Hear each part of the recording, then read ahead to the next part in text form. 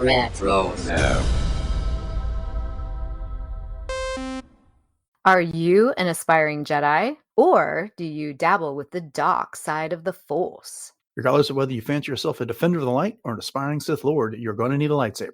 Podcast Stardust is pleased to partner with Saber Masters, the creators of high-quality, durable, and affordable lightsabers. Saber Masters is preparing to launch the Ultimate Lightsaber 2.0, and right now you can get 2 for the price of 1. So, check out the link in our show notes and go get your ultimate lightsabers from Saber Masters. And don't forget to use our referral code Stardust to save $10 at checkout. And each purchase using our referral code helps support Podcast Stardust. This is John Jackson Miller, author of Star Wars Kenobi, Star Wars A New Dawn, Star Wars Lost Tribe of the Sith, Star Wars Knight Errant, and the upcoming Star Wars The Living Force. And you're listening to Podcast Stardust with Dennis and Jay. May the Force be with you.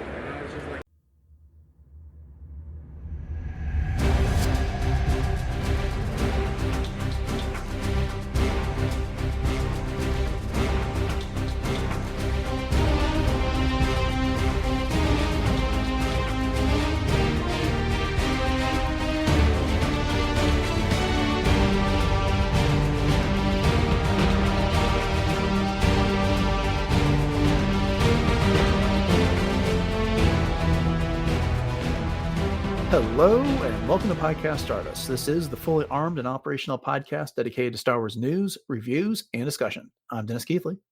And I'm Jay Krebs. And we are looking at another alternative Star Wars timeline in this episode with a discussion of Star Wars Infinities, The Empire Strikes Back. But before we dive into that, Jay, I want to remind everybody where we can be found around the internet. Sure thing, Dennis. We are on conveniently found Facebook, Instagram, and X at Podcast Stardust. All right, the dish is aligned, the signal is boosted to maximum output, the shield is down, and we are now broadcasting to the galaxy. So I guess about 4 episodes ago, we covered Star Wars Infinities, A New Hope, and the take on Star Wars if Luke had not destroyed the Death Star in that movie. And now we are switching to The Empire Strikes Back, which was initially published in July 2nd, 2002, with a script by David Land, pencils by David Fabry, inks by Christian Dalla Vecchia, colors by Dan Jackson, letters by Steve Detro, cover art that had contributions from Tony Harris, Tim Townsend, Bodhi Tree, Chris Baccialo, Tim Townsend, and Alex Blayart. The designer was Darren Fabric, and editorial was Philip Wilson Simon and Phil Amara. So, Jay, this is a story that came out after Attack of the Clones was released into theaters, and so there are some elements of that movie that influence the story a little bit. Unlike A New Hope, which was after The Phantom Menace but before Attack of the Clones. And the big twist on this one is that Luke did not survive Hoth. After he was attacked by the Wampa, he managed to get away, but due to his injuries and the extreme cold on the planet, he died, but not before he could tell Han in his delirium that he must seek out Yoda on Dagobah and train to be a Jedi Master, which is the message that Ben Kenobi conveyed to him. So before we get into the details, what did you think about this story overall? Honestly, I did not enjoy this one as much as I did A New Hope. But, again, the whole reason that we're visiting these is because it's a fun take on, what would happen if this spin would have been put into the story. But at least for the first episode issue with A New Hope, I felt like some of those twists were a little bit more even believable or digestible. There was just some things in here that were like, no, this is just way, way too far-fetched. This is just way too off the crazy end of things for me. But I mean, it was still fun. I mean, there was a lot of good elements in this. I loved seeing Jedi Leia, for example. I mean, that was a lot of fun. But yeah, I mean, there was just some other things that I was like, okay, we'll just take this at face value and we'll just have some fun with it and we'll take it for what it is and say that at least I did it, kind of thing. But what about you? I feel like Infinities and Empire Strikes Back had the opposite problem that Infinities A New Hope had, which was in A New Hope Infinities, I thought it started off really well for the first 3 episodes, and then they crammed a whole bunch into the end. In The Empire Strikes Back, they crammed too much into the first 3 episodes, first 3 issues, I should say. And then the 4th issue might have actually been the best one Mhm. of the whole thing. I thought the twist was fine about Luke not surviving, but there were a couple things that was like, okay, you skipped over that why. That I feel like certain things would have still happened the same Yeah. way. And they just skipped over it for space purposes. This is a series that probably could have used at least 6 issues, I think, in order to tell the best version of that story. Mhm. No, I think you're on the right track there for sure because there was like you said there was just some things that were just like, "Whoop, okay, we're just gonna stuff this all right in here." Although I will say I did appreciate the alter image of Darth Vader when we get to talking about that part. Yeah, Um with the classic, you know, Ralph Vader McQuarrie look. style. Yeah, Yes, yeah. yes. Well, we'll I didn't definitely want get to say to too that. much, but Right, right. So let's just talk about these issues in turn. The first one is where we get the twist. I already told you what it was. Luke gets attacked by the Wampa and escapes. He sees Obi-Wan Kenobi and is told to go find Yoda on Dagobah. However, as he's freezing to death right after Han finds him, he tells Han to go to Dagobah and train with Jedi, and then he dies. But for some reason, the Empire attack is way, way more successful, and it seems because the rebellion is less prepared for it. And I don't get that yeah. here because the probe droids, they already told us that we didn't see this in this issue, but we already know the probe droid was there and that Han and Chewbacca ran into it. So they knew the Empire knew where they were. And but the Empire shows up and they never use the ion cannon to disable any of the Star Destroyers. And the Empire sends TIE fighters in. Yeah, I was just gonna say This that. for some Mhm. reason here that they didn't do in the first place. And I felt like that was an additional thing that I don't know, just didn't there needed to be some sort of explanation about that we just didn't get. Mhm. Right. I almost had to be like, "Wait, what? Wait, there's TIE fighters here? Wait, that's not." But again, it's a what if kind of a story. But yeah, you're right. I mean, there was little hints about things that actually did happen within Empire Strikes Back, like the fight that Han and Leia had before Han was getting ready to leave. So there were some hints of that. Mhm. And then just the idea that like the Empire pretty much got the upper hand right away and just took over the base. Yeah. So and then Han had to like physically drag Leia out of there just to get off the planet. Right, and then when they get into space, they skip the entire asteroid field scene and go Yeah. straight for the maneuver where he docks on the back of, that T section on top of the Star Mhm. Destroyer behind the bridge, which I was like, well, and the only explanation coming from that is again is space. I don't know why they otherwise would have avoided that there because cool, you picked up on the same element that was in the movie with them hiding on the back of the Star Destroyer, but okay, I don't know, but what'd you feel? How'd you feel about that? Yeah, I think the whole asteroid field thing was missing too. And I did appreciate the fact that at least they worked in hiding on the Star Destroyer and Mhm. then floating away like the trash. So, there was still that and then getting over to Bespin from there.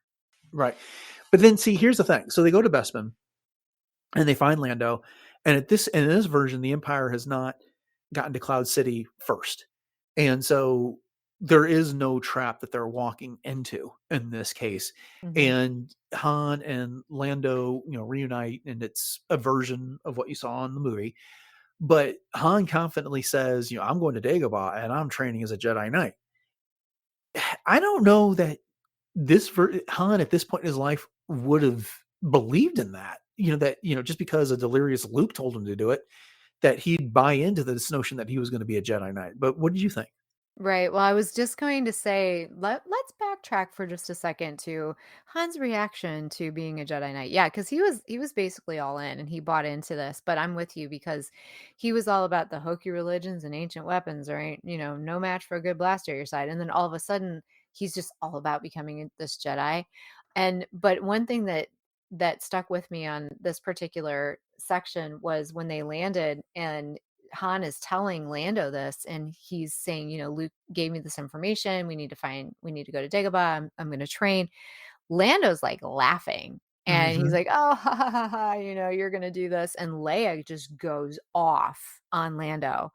And she's like, oh, you think it's so funny? Luke died getting us this information. And, and she's just going off on him. And even Chewbacca's growling at him. And she's like, the fate of the rebellion is right here. And she's just not having any of it. Mhm. Yeah, I mean, and on one hand, I can understand that, but I just, But I'm with you. Yeah. yeah, Han everyone wouldn't buying get into around about Han it. being a Yeah. Jedi, it's No. no, it's not where he was in that part of his life. So, okay, but then this first issue ends with the surprise that Boba Fett has shown up on Cloud City. This is not Tamara Morrison. No. It's not a clone of Tamara Morrison. This is a white dude with scars on his face. Right. And okay, I'm trying to figure out if we can really give him a pass on this. I believe this comic had to be written before Attack of the Clones was in theaters, but even then, it was no secret that Tamara Morrison was going to be Jango Fett, and there had been news. And would they not have gotten this news that Boba Fett was his clone? So Mm, this, and we get Nexu later in this series. So, right. they're at least privy to some details about this movie. So this was a very, very strange choice. It was indeed. And that when you mentioned the Nexu, I know that was when I had to go back and say, okay, when was this written? And Mhm. so it was 2002, as you had mentioned. So I was like, okay, so that's, like you said, right around Attack of the Clones. I didn't realize what the exact timeline was between when this was released and when Attack of the Clones came out. But the only reason that I could think that maybe they didn't use Tem's likeness is because maybe they couldn't. You know what I mean? For whatever reason that it was more of a spoiler than anything else, but I mean, Nexu are in there as well, but maybe we could just write that off as saying, "Oh, yeah, this is just another creature in Star Wars," kind of a thing. It's not really a spoiler. I guess. I mean, that seems generous, I think. I mean, I don't know what the answer is here. Either it was they were not given that information or they had a different conception of what Boba Fett would be. And I don't know. I'm just having a hard time with that decision. I don't know. I'm not gonna, Boba Fett's not that gigantic part of this story. So okay, it's not like this is what doesn't do it for me for Empire Strikes Back Infinities. But anyway, I Mhm. just felt like it needed to be brought up. Yeah, I did like the scars though. I mean, I will Yeah. say because it did kind of give him that idea that here's a bounty hunter that's really seen a lot of stuff. Yeah, and that is perfectly reasonable to give him those scars because we didn't have the Book of Boba Fett in those days. We didn't know what he was going to have gone through, and whether he'd have these type of scars or what kind of adventures he had. We didn't have the Clone Wars at that time, Mhm. but again, to give just such a different likeness to Boba Fett Right. was kind of jarring. All Yeah. these years later. So okay, moving on to issue 2. So Lando confronts Boba Fett and Fett says his employer's on the way there. This will be a twist because everyone assumes that Fett is working for Jabba and that Mhm. Jabba's the one that's on his way to Cloud City when in fact it will be Darth Vader later. But on the down low, Lobot contacts Bespin Security, Han and Chewbacca. They all team up against Boba, takes all of them, and they subdue him.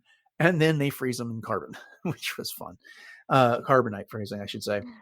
Han, Leia, and Chewie and the droids all leave after the Millennium Falcon gets repairs, and that's when Darth Vader shows up and basically decides that Vader decides that Lando's been harboring a fugitive and someone wanted by the Empire, that Boba Fett was supposed to be there, and so Lando's obviously hiring things, so he destroys Cloud City.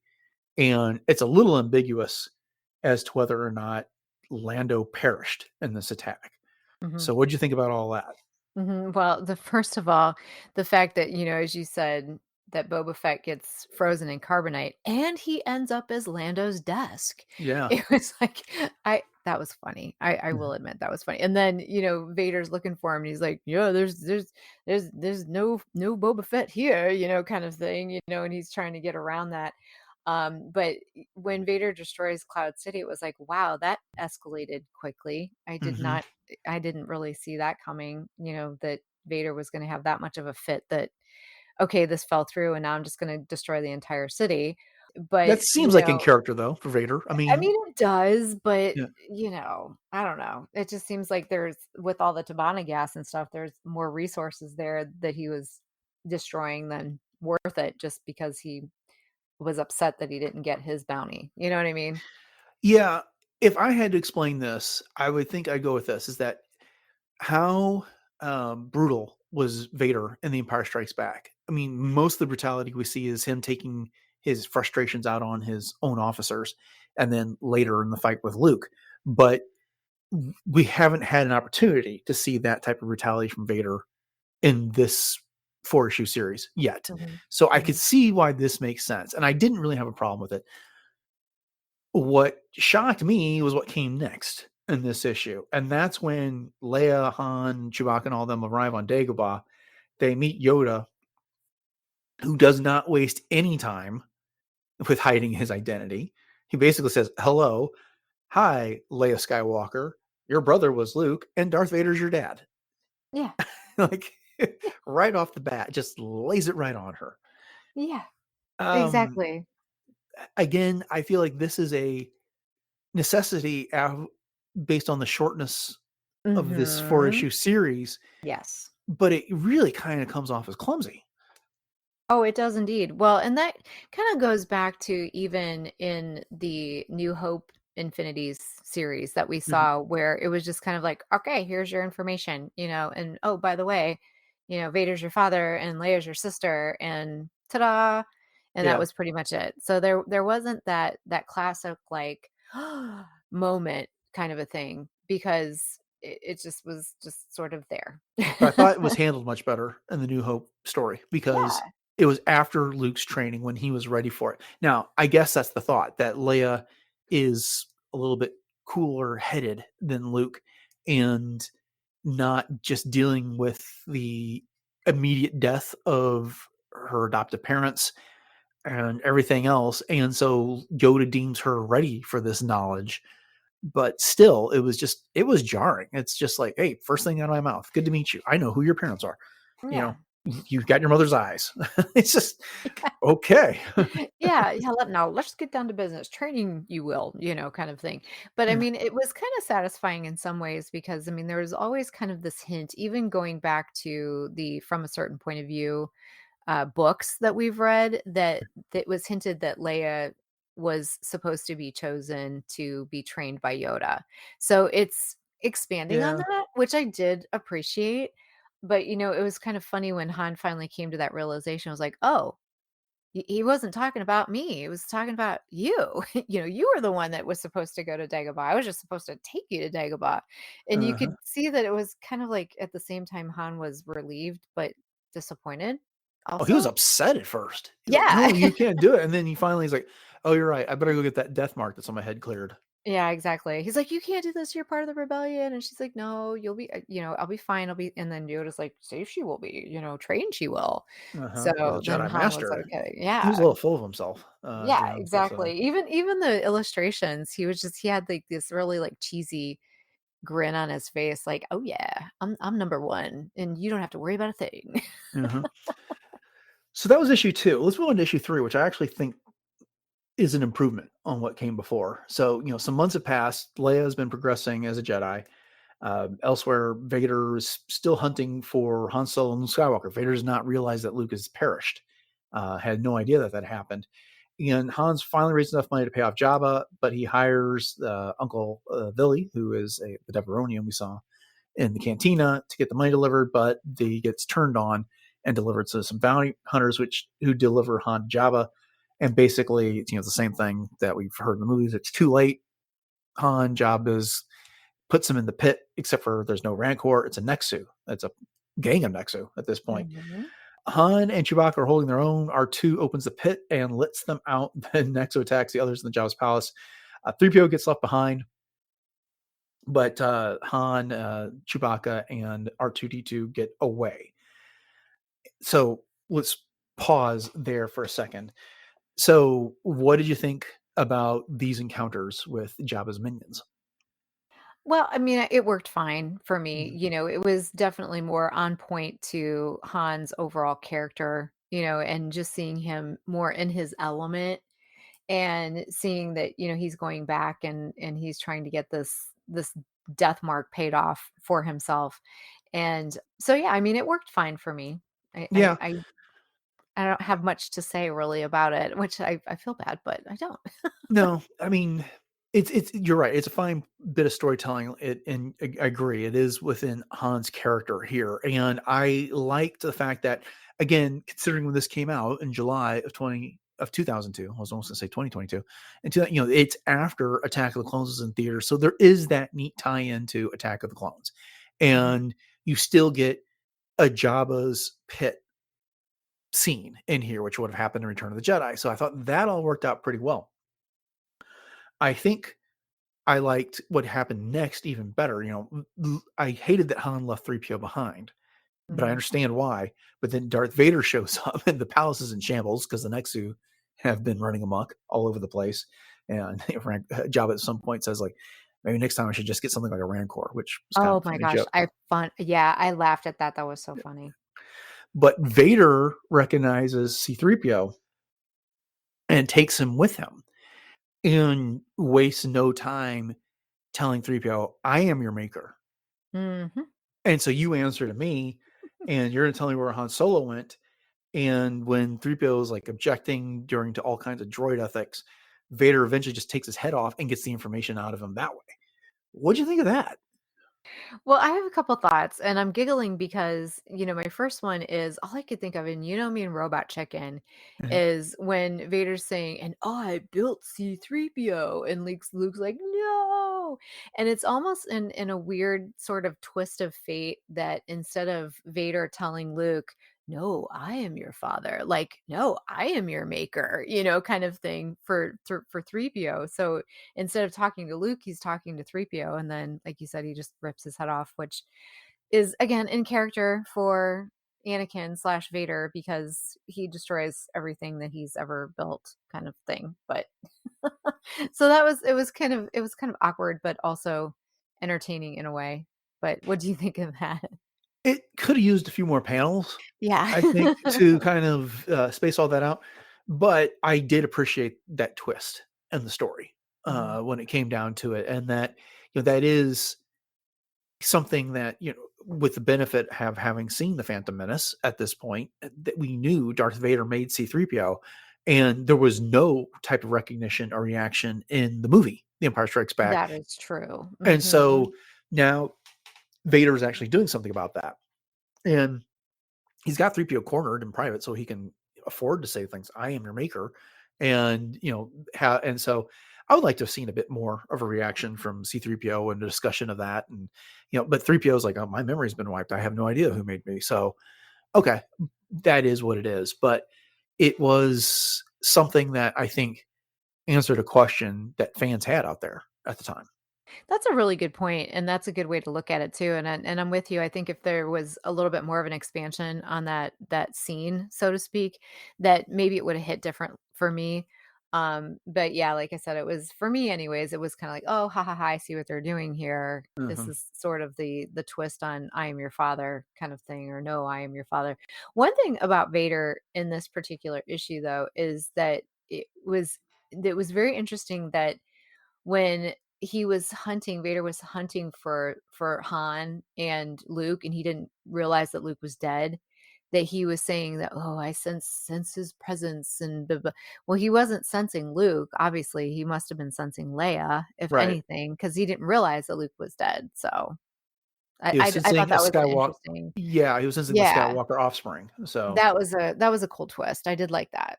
mhm. Yeah, it was a pretty good issue overall. I mean, not great, but it was Mhm. pretty good, especially compared Yeah. to the first two. Mhm. Okay, so moving on to the final issue in this series. So we get back to Dagobah. This is again like months after Leia was there. Leia's in her full Jedi attire, which was actually pretty cool. And she senses her kyber crystal and leaves to retrieve it. Neat little note. Yoda says that once he got to Dagobah, he seeded the place with kyber crystals. Yeah. So I like that. I like that idea. I don't know that it works with our current continuity that you can just seed a place with Right. kyber crystals, Mhm. but that I thought was pretty clever. Yeah, it was, and the only thing that I was thinking was, where the heck did he get all the kyber crystals? Did he, Mhm. like, have a little store of these somewhere? But, I mean, we know that Dagobah was a huge force presence. I mean, the entire planet was just full of life. So, for Yoda to find exile there and then see these kyber crystals is kind of a cool little twist. I really like Mhm. that. And just the fact that Leia ended up with a purple kyber crystal was also really cool. And you're right, her attire was pretty awesome. But just like in the first one, when you were pointing out with Luke, like, where did he get his black clothes? It's like, where did she get this really cool tabard, kind of a thing. But I will say she reminded me a lot of what we saw of her overall appearance in like Legends, which I thought was kind of cool. It just gave me Yeah. that Legends feel for Leia, but she was pretty, she was looking, BA there. She was kicking some butt. No doubt, no doubt, no doubt. So Vader arrives at Dagobah since he's figured out from 3PO's head where they are. And of course, he's looking for Luke, but then Yoda gives him the bad news that Luke's not there. He perished. And Yoda uses the Force to enter Vader's mind. And this is what you were talking about earlier. Vader has the Macquarie concept look to him at this Yeah. point. And while all this is going on, Yoda is just kind of assaulting Vader with the truth about, these twisted things you've done and how, you've been hiding from the truth that you're human and you're capable of love, capable of making mistakes and learning from them, that you are fallible. And all this time, a ghost of Mace Windu attacks him, a ghost of Qui-Gon attacks him, and Leia finishes her lightsaber and senses Yoda in trouble and immediately starts returning. Okay, that was a missed opportunity. I feel like Leia finding her kyber crystal and doing something to get it, to earn it, would have been really cool to see. That could have been like an issue by itself. Oh, no, I totally agree with you on that one. Yeah, yeah. But and like you said before, to your point, it did seem like there were some things that were really rushed, and this is definitely one of those things. Right. So I would love to have seen that. I did like I said earlier, I liked what was going on in Vader's head with Yoda's kind of force assault that way, making him confront these truths and get attacked by these people he betrayed in the past, Obi-Wan and Mhm. Mace Windu and Qui-Gon. What'd you think about all that? Oh, yeah, I'll tell you what, that was one creepy little Anakin too, like, when they showed him as a boy and he had, like, Uh-huh. those black eyes and stuff like that, but for, Yoda to get into Vader's mind, I mean, that in and of itself is kind of a cool yet eerie sort of a thing Mhm. that, we've seen somewhat in Legends, where we just saw this even with Luke when we reviewed The Courtship of Princess Leia, and being able to see people's pasts and being able to see their memories and that kind of thing. And this is just one step further than that, where Yoda was actually kind of not really manipulating those memories, but he was kind of steering Vader in the way of being able to see these. But I did think it was a really cool revisitation of a lot of those classic relationships that Vader had and then was obviously unsuccessful with being able to do successfully on a positive note. Yeah. I'm wondering if Charles Soule read this before he wrote the first volume, or no, the second volume of Darth Vader, his run on it, because when Vader, and there's some spoilers here, but when Vader goes to bleed his crystal, he has some visions that are along this line. And Oh, then yeah. later, once he constructs his palace, there's some other things that's similar to this. So I wonder if this was an influence at all for him on that. But Interesting. we'll save that conversation for another day when you get a chance to read those comics, because Mhm. that'd be fun to do. But yeah, so Han Solo arrives. Apparently, he got the Falcon back because he left Jabba's palace without it. And this is, we get back to the continued conflict between Vader and Yoda, and this is actually where he tells Vader that Luke is dead, and Anakin like recovers himself, emerges from the vision, and slices off Yoda's arm. Leia then shows up and slices off Vader's arm. And Vader makes his pitch. He wants to rule the galaxy with Leia. He makes her an offer similar to what he offered Luke in The Empire Strikes Back and Return of the Jedi. And during all of this distraction, Han shows up and shoots Vader multiple times. And as Vader's dying, he says, I have a daughter, and kind of seems to pass away in peace. Yoda passes away shortly thereafter, telling Leia to find and train others and restore the balance. And Han, Leia, and Chewbacca end up leaving Dagobah with a galaxy to save. So that's how this whole thing ends. What did you think about the conclusion? Well, part of me was at first, my knee-jerk reaction was, wait a second, how are they going to do Return to the Jedi if they're leaving it like this? But then I realized, okay, these are each kind of encapsulated as their own adventure, so we're Right. basically hitting the reset button when we go when we go from one story to the next to the next to the next. So, but I did find that, especially even as we're talking about this particular entry into the Infinities saga, if you will, that I'm liking it more than I thought I did. And there's a lot more to discuss than I thought I did. But again, this is one of those things that, as you said, felt a little bit rushed. It was like, oh, okay, so we're going to cut off their arm, then we're going to cut off their arm, and then Han's going to shoot him, and then, oh, yeah, now he's going to have peace.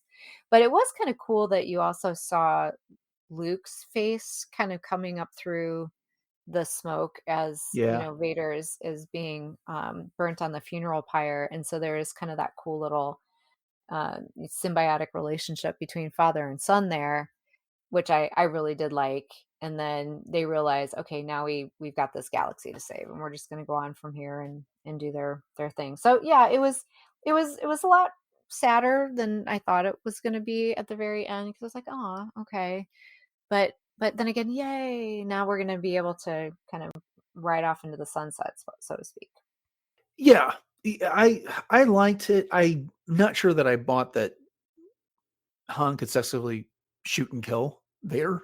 Oh no, not at all. I know. I was same thing, but but again, I feel like that was a sacrifice that was made to limitations, space limitations on this. And could have been, I said this with A New Hope, could have been at least another couple issues, and that would have made sense. I think this is a story that you could have told so many other things that have happened, and make it 8-10 issues if you need to.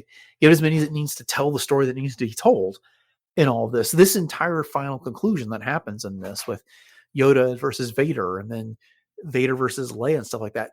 Each one of those could have been their own issue when it came down to it. And I would have liked to have had some sort of other epilogue that gave us a bit more about the resolution, how Leia leads the rebellion to victory after this. Yeah. And you have to end at some point. I get that, but it's an interesting story. And I don't think the concept of the story is bad, but given a 4-issue limitation, and each one of these is about 20 to 24 pages, there's only so much you can accomplish with that. And the story was just too big for that amount of space. No, that's a really good point. And yeah, I agree with everything you just said. Yeah. Well, any other thoughts on this before we wrap it up? Yeah, not really. I mean, like I said, as we talked through it, I found that I enjoyed it more than I thought I did at first. I still liked A New Hope a little bit better. I just think that the pacing and everything of it was a little bit better. And there was some more, even though there were some things that were, I don't want to say believable, more believable or less believable, but there's definitely some standout moments in this particular episode series as well, or issue series, like Boba Fett and Carbonite, and then being used as a desk. Okay, that cracks me up. I can't even with that one. But overall, again, a nice fun little ride into a what if scenario. But what about you? Yeah, I'll just repeat what I said at the beginning, which is I think the A New Hope story was a stronger start and a weaker finish. And in this case, it was a weaker start and a stronger finish. And, it's fine. I mean, the idea is to explore this, the what if scenario. What if this one thing was changed? And both stories were successful in that regard, but they skipped over, I think, some of the best parts of the storytelling in order to give us that. And so again, I'm not to be a broken record, but it would have been great to get a few more issues to expand this out and give us the space that we needed to tell the story. So, sure.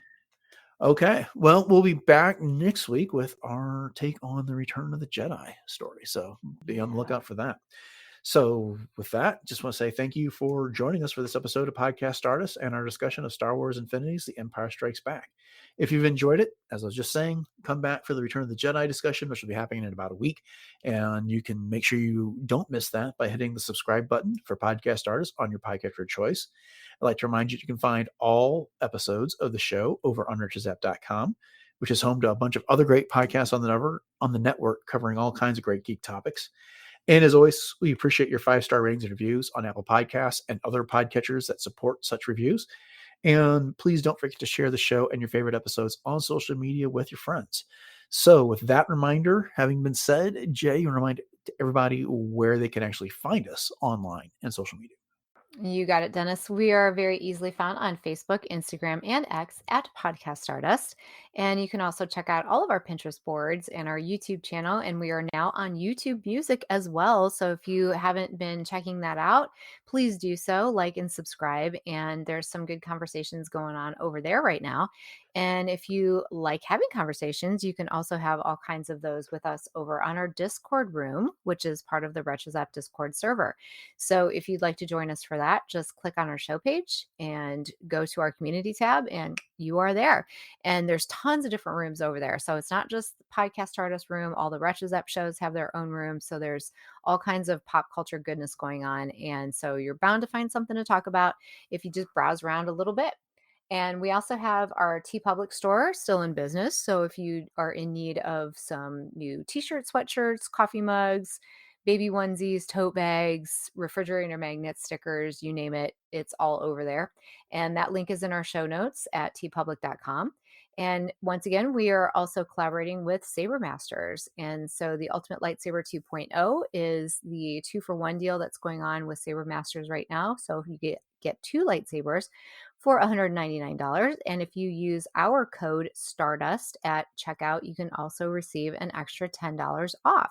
And that also helps the show out. So if you are in need of lightsabers, and who isn't, head over to sabermasters.com/discount/Stardust. And again, that link will be in our show notes. So with that, Dennis, why don't you let everybody know what else you got going on with podcasting or any other personal projects that we can look forward to? Certainly. So my other project right now is Warp Trails. It's been on a hiatus as we've been awaiting the release of season 5 of Discovery, which will be the final season. And once that happens in early April, my wife Beth and I will be covering that over on Warp Trails, which is exclusive to the Wretches App podcast feed, which is available pretty much on any podcatcher that you get your podcasts on. If you want to find our past episodes covering the previous seasons of Discovery, Picard, Lower Decks, and Strange New Worlds, the best place to do that is at the website for Wretches App. Jay, we've been talking about it now for a couple of weeks. You've got a really full schedule with cosplay, so we want to remind everybody what that is one more time. Absolutely. So a couple quick hits. First of all, definitely catch me over my Instagram, which is at j.snipscosplay.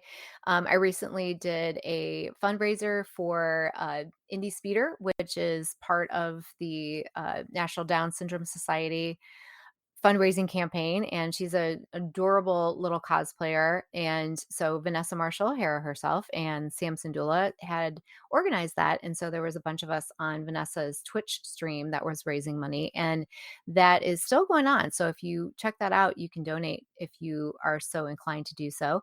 And then I also recently had an appearance on Into a Larger World podcast with Kara DJ, and that was so much fun because I got to talk about myself for like an hour, which was a great thing, delving into my Star Wars past. But on my cosplay end of things, you can always catch me as Ahsoka, Hera, the Fourth Sister, and still working on that original concept Mandalorian based on Tahiri Vela from Legends. And April's going to be a huge month for me. So next week I will continue to update on a lot of the things going on there. But again, check it all out at j.snipscosplay.